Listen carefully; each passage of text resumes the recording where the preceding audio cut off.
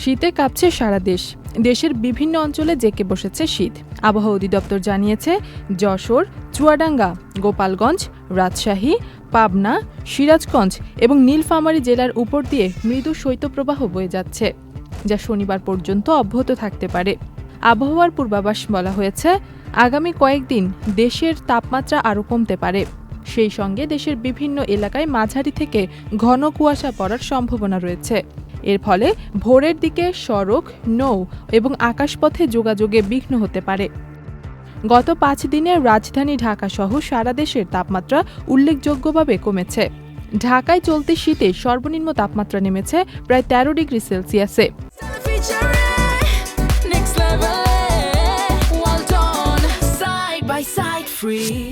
দেশে অন্তত 2 জেলায় তাপমাত্রা নেমেছে 10 ডিগ্রির নিচে, যা এই মৌসুমের সর্বনিম্ন।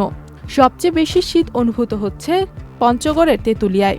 সেখানে সর্বনিম্ন তাপমাত্রা রেকর্ড করা হয়েছে প্রায় 9 ডিগ্রি সেলসিয়াস। রংপুর ও রাজশাহী বিভাগের বিভিন্ন জেলায় 10 থেকে 11 ডিগ্রি সেলসিয়াসের মধ্যে তাপমাত্রা উঠানামা করছে। শীতের এই তীব্রতার সবচেয়ে বেশি ভোগান্তিতে পড়েছে উত্তরাঞ্চলের খেটে খাওয়া মানুষ, দিনমজুর ও ভাসমান জনগোষ্ঠী। হিমের বাতাস এবং কুয়াশায় অনেক এলাকায় স্বাভাবিক জনজীবন ব্যাহত হচ্ছে। ইথিলা কবির প্রমা, চ্যানেল আই।